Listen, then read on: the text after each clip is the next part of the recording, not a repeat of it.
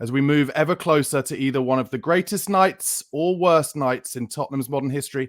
I'm talking to Ash from Spurs Kings TV about how he feels going into that Frankfurt game after the disaster class against Wolves, and about that big controversial Sonny question, the elephant in the room. Is it time? We'll also be discussing changes in the boardroom and more on today's daily Tottenham Hotspur news. Ash, how are you, mate? Thanks for joining me. I'm well, thank you. Thanks for having me on again. Appreciate No problem. And I'm looking forward to coming on your show later as well. Why don't you tell my audience where they can find that? Yeah, so tonight we're on at 9:45, guys. So make sure you put your notifications on and join the chat and join the conversations. And that's over at Spurs Kings TV on YouTube, right? That's right. YouTube, Spurs Kings TV. Brilliant. All right, well, let's get started. I've described it a couple of times on my channel now as the disaster class against Wolves. I mean, I guess I'll start by asking you, did anything that happened in that game on Sunday surprise you in any way? Looking at Wolves' form, looking at how we play, looking at our recent form as well, being that against Wolves we haven't had a good time. It's one of our bogey teams, I would say. I still expected Spurs, with all our players back, to get something out of the game by a minimum, only because I hold my team and my club in a certain regard, irrespective of the season. So that result did really shock me. Some people did predict a 2-1 maybe loss, but 4-2 I don't think anyone saw coming. So yeah, I did not see it coming. And what did you make of Ange's kind of comments afterwards? For me, it felt like he was trying to protect them in public, which as manager is mostly your job. But also I just felt like some of it came across as naive, like kind of almost like making us out for fools in a way. Yeah, and I think that's the problem at the moment. I thought if he's going to say something, you need to be honest and understand the fan base and say it's not good enough and we need to pick our heads up, or we need to be better. I think that's the type of reaction I was looking for.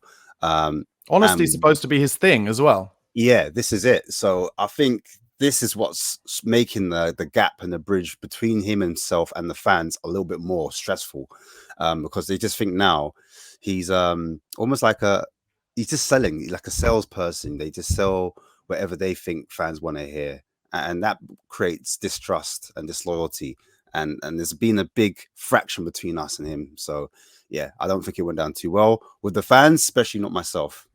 And where obviously they've also, just before the Wolves game and after the Frankfurt first leg, in those kind of two press conferences, he for the first time started answering questions on how he feels being the only spokesperson for the club. And that felt like, for me, some pretty naive timing as well. It's like, listen, mate, every other manager of every other Premier League club is also the only spokesperson for the club. So don't start now kind of claiming how difficult your job is. Your job, in my opinion, your job is difficult because you're 16th, 17th in the league, mate. Don't start throwing another excuse into the mix. It's like what Conte said, the same thing, didn't he? He actually came out and he said, you know, normally you got the director of football coming out saying something. But not in the Premier League. Yeah, yes, exactly. in Serie A. Sure. Exactly. But that's what I'm saying. It's shades of Conte, is it? And people didn't like Conte. So well, at least we were fourth. We were in fourth place when Conte threw his toys out the pram. Of course. But do you remember the sentiment around the time, the mood, the feeling, the emotions around it? This guy's even like, we're in 15th and he's coming out with these type of statements. So it's not looking very good, is what I'm saying. Yeah, I mean, listen, I think so much in a way. Well, I was going to say, in a way, I don't know why we're surprised. We shouldn't be in 15th place, but we should have always looked ahead to how we would bottom out when Harry Kane left. And it's very clear now how much Harry Kane was saving us. I've said it a few times on my channel, but I'll say it again. Is like, we've had to, as Spurs fans, I think, really reconsider what a chance is, because Harry Kane made half chances look like normal chances. And now we barely make any chances. Yeah, I think the idea of Kane going was quite tough one to take. We knew it was going to be a hard replacement. But last season, when we did start, goals were coming from everywhere. And the narrative was like slowly becoming, all right, now the team's performing better because we're relying on one person. Everything had to go through that player. And now it's the debate. Do you rely on a system being strong, or do you build around your best player and try to get the best out of that player. Do you know what I mean? So that's where that question falls for me. But yeah, look, Kane did paper over a lot of cracks, and so did Son when he was in form. And Son even said it. I'm missing Kane. You know, I would love to play back with him at some point. Maybe he So should that do said a lot. an Eric Dyer and somehow beg his way to Bayern Munich. Basically, he was at Bundesliga when he started. True. Maybe he wants to return. So yeah, who Where do knows? you sorry to interrupt, but where do you feel that Wolves result leaves us going into Thursday? Do you think it'll affect it in any way, or do you think just now it's clear as day they're 15%, 20% off it when it comes to the Premier League, and they'll be able to raise it against Frankfurt? Well, I was listening to Dominic Solanke's interview after that Wolves game with Spurs media, and he said the mood's not good. He said it, not in those exact words, but he said the mood is low, and that can't be a good thing going into a game. They're at Frankfurt, obviously they won 3-0, as we all know, in the Bundesliga, and they didn't rest a lot of players, but it's a thing where they're carrying that momentum into a game where they got the positive result. They got a draw away from home. Now they're going to be home and they're going to be more up for it. Our players are coming back from a 4-2 loss. And yeah, we had some players rested. Why didn't he rest all the players, Ash? I think the analogy in his head was maybe he thought he could still save his job by having a decent performance in the league. And so he thought, you know, last time he swapped out too many players, and I think he got heavily critiqued by the media and some fans as well, that, you know, he swapped up and made too many changes. And he's had that criticism before. When I remember in the cup game way back when against Fulham, when we played in Carabao, and he changed about 7 players. And yeah, that was his first defeat. That was his first defeat. He got slaughtered for that. So I don't know if that's weighing back in his mind still, that, you know, this is the Premier League, your bread and butter. You still have to kind of get points on the board, and irrespective of what you do in the cup, you need to finish as high as possible. Yeah. That's why I look at it anyway. So the reason I've asked the big question in the opening and in my title about whether it's time for Sonny to be dropped for a big game is that even though I don't think Matthias Tell playing on the left, I don't think he didn't rip up any trees. He did get a goal. I don't necessarily think he knew a lot about it, but he was in the right position. He was at the back post where Ange wants him to be. But what I did see from him is that he showed more dynamism in his kind of first touch and in his ability to get some separation from his fullback.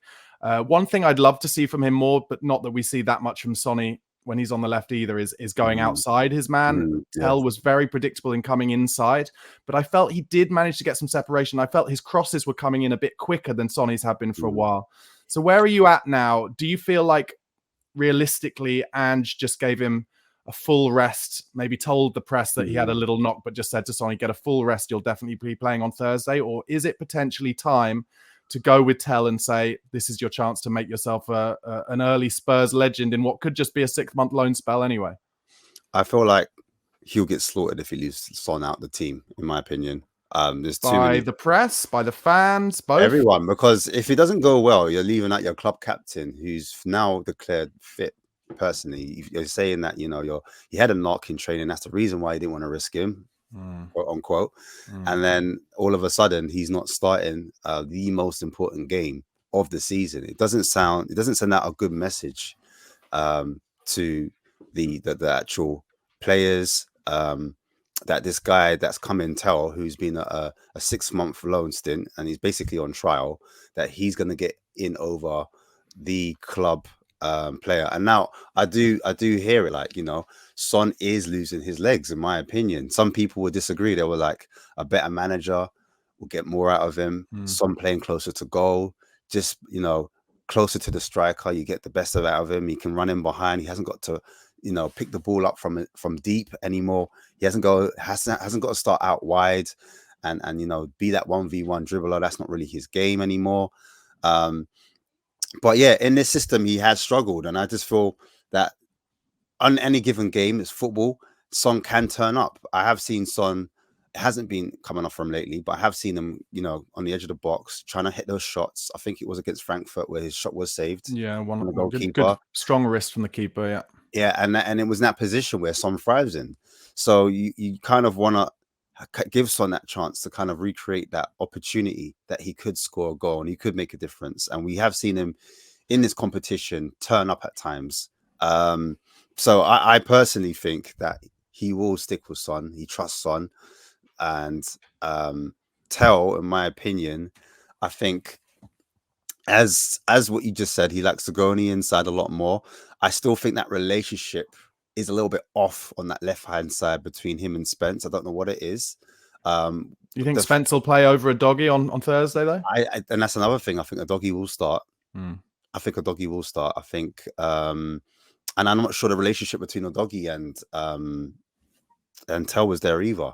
Yeah. And it's meant to be the three players that are meant to interchange. So you're meant to have Maddison sometimes pulls out to the left, and then you see Tell get inside the half space, and then the Doggy stays as a left back. Sometimes it's meant to be a Doggy in the half space, then you're seeing Tell move over and Maddison be the left back, and then sometimes it's meant to be, you know, Maddison in the pocket where he thrives in the 10, and you're seeing a Doggy out left. But I'm not really seeing that fluidity. I'm not seeing that rotation happen. And Tell is new in the squads, so he hadn't had that many minutes with them on the pitch. I know maybe on the training ground, I don't know what's going on, but I could just see there's a slight disconnect, in my opinion.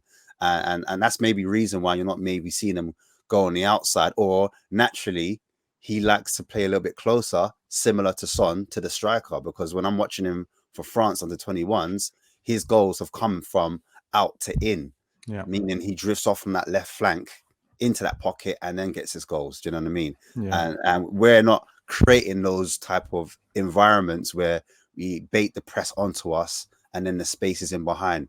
I think our players suit transitional football a lot more than what we've had a lot, because we're playing a lot of possession-based football, in my opinion. So, you know, yes, a lot of backwards, and sideways. One small positive I found was that I was surprised that Kulusevski got 15-20 minutes at the end, but I thought he looked sharp.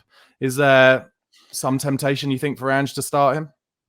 I think in that midfield he was going to keep it the same. What about on the right?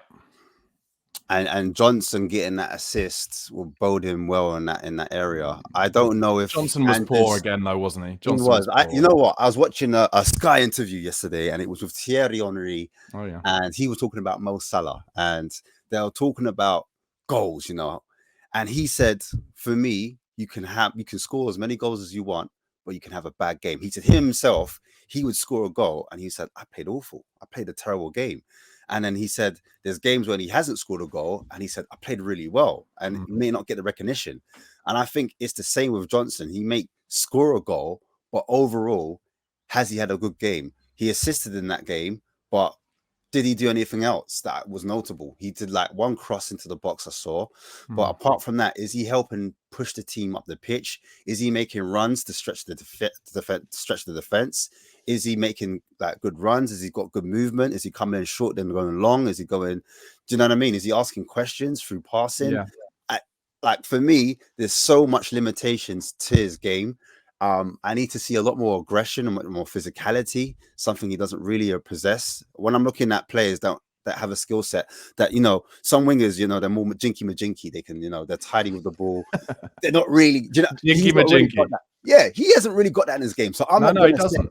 I'm not gonna like, you know. Ash, I've never seen a player at Spurs who does as little in a game other than, you know, maybe get an assist or score a goal as Brennan Johnson in my time, and I've supported Spurs for 30 years. I can't think of one off the top of my head. Yeah, no, I mean, this is it. This is the dilemma. This is why people are saying, you know, are we being too harsh on Johnson? He's our top goal scorer. Like, what's going on here? But people don't understand. He's too young. Like, why? He's got more room to develop, etc., etc. I'm saying he's 23 years old. I'm saying in May he's going to be 24.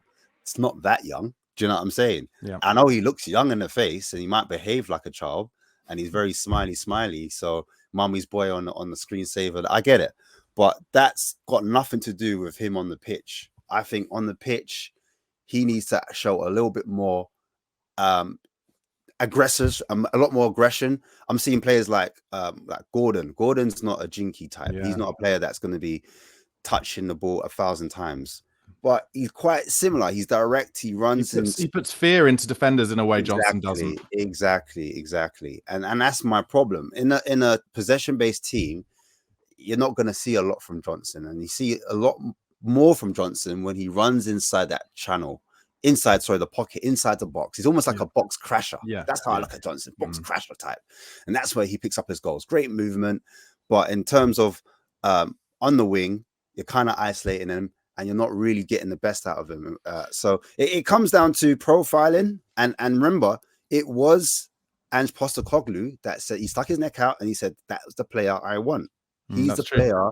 So I'm starting to question not just the tactics, but the profiling of where he would fit in his system. Does he even suit his system? I'm scratching my head.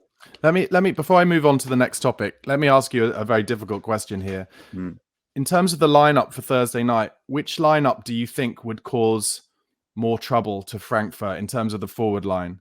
Johnson on the right, Madison in the middle, and Son on the left, or Tell on the left, Kulusevski in the middle, and Odebear on the right? Oh yeah, definitely Tell, Odebear, and Kulusevski.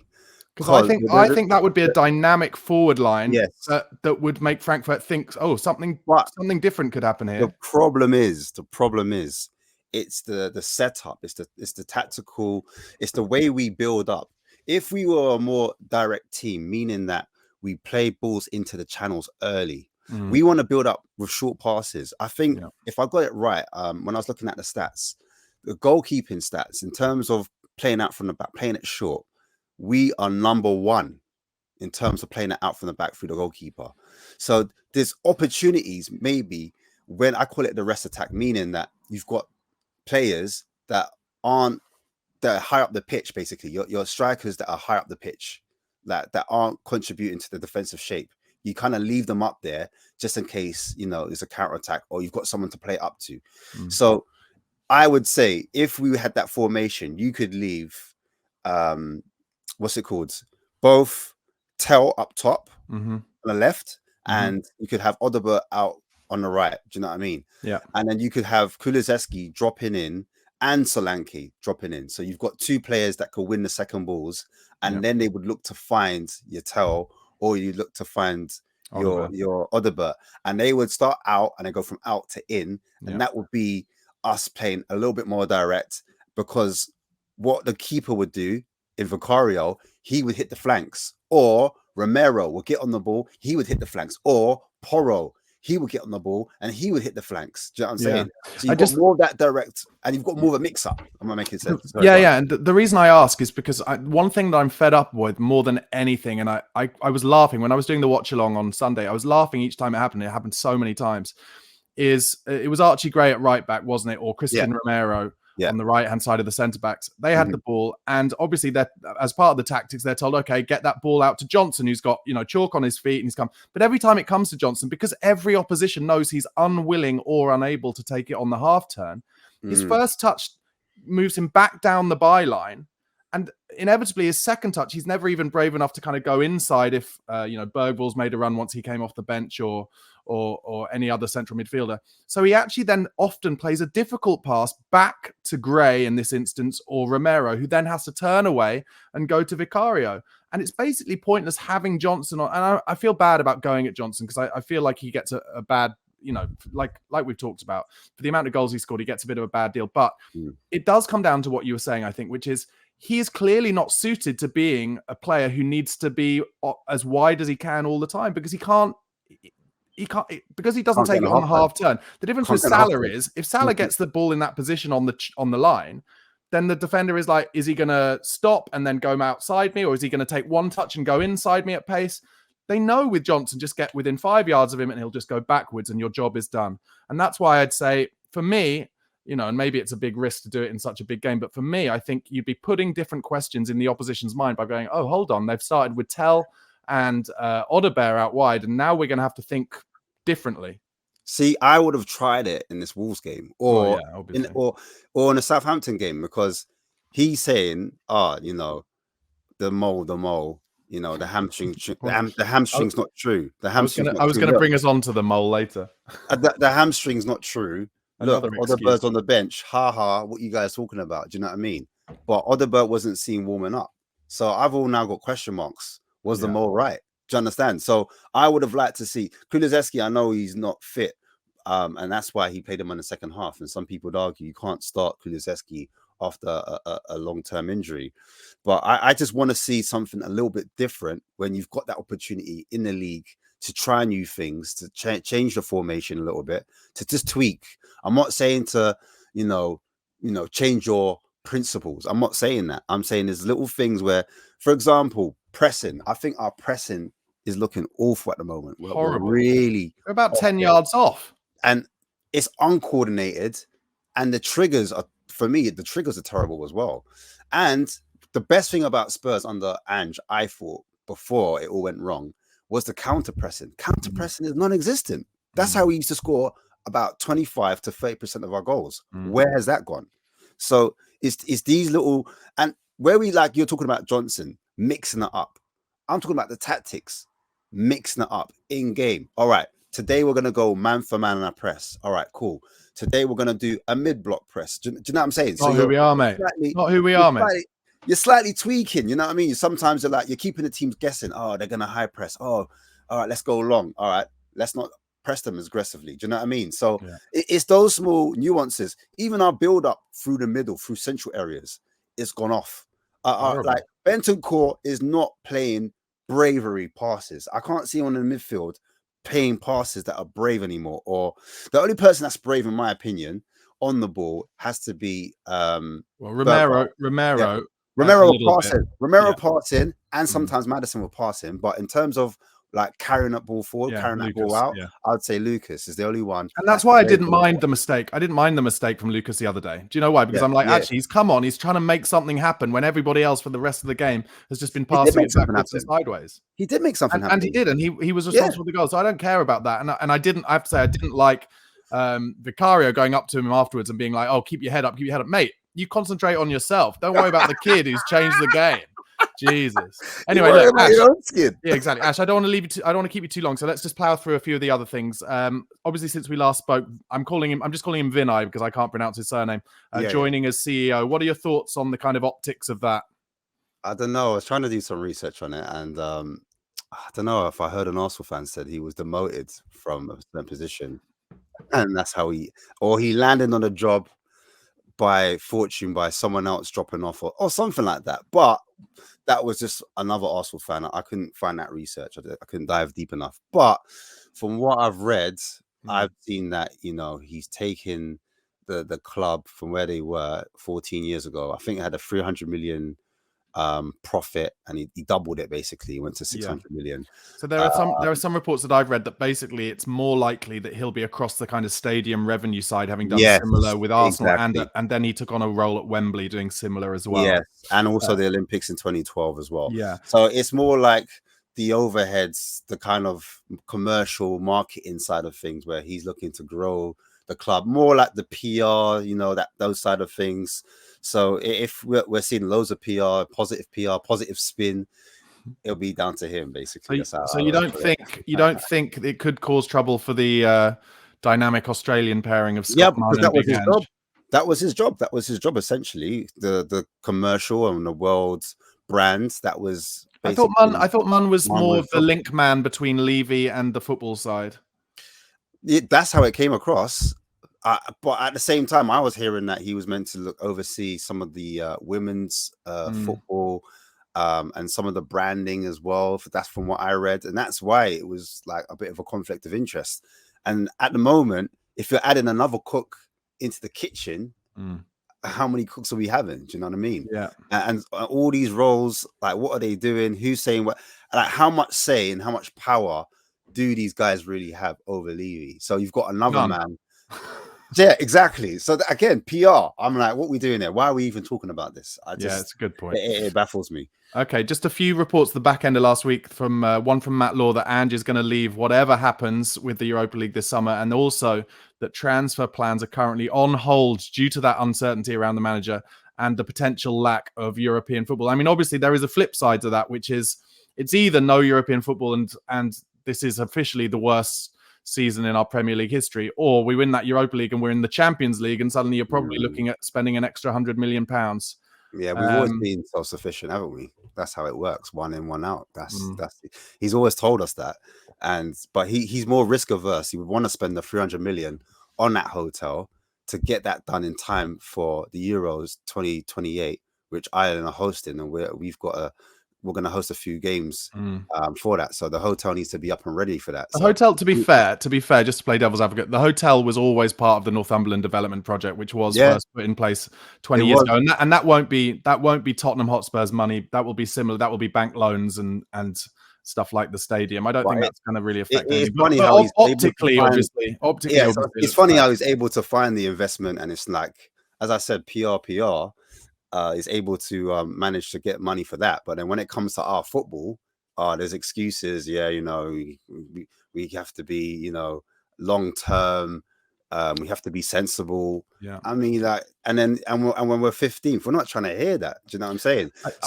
I think Tottenham are I said this in a video yesterday, but I think Tottenham are in a unique position where he has grown the club to such a place through infrastructure that actually we are now unable to be bought into, because Manchester United, I think Ineos, Jim Ratcliffe spent just over £1 billion to buy into United for 25%, right?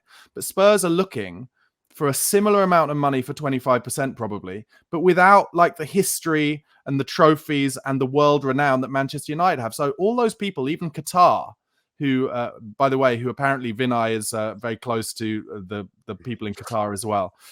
Even they're looking at it and going, wait, hold on, $1 billion for 25% and also no controlling stake, not even on the football side, which Ratcliffe does have at Man United. They're like, well, what are we plowing £1 billion in for? Just basically to give cash flow. Yeah, it's crazy. I mean, you look at other teams that were before us, and it feels like for me that they're doing more, they're going more, they're forward, they're taking more risks. And you mean like Newcastle?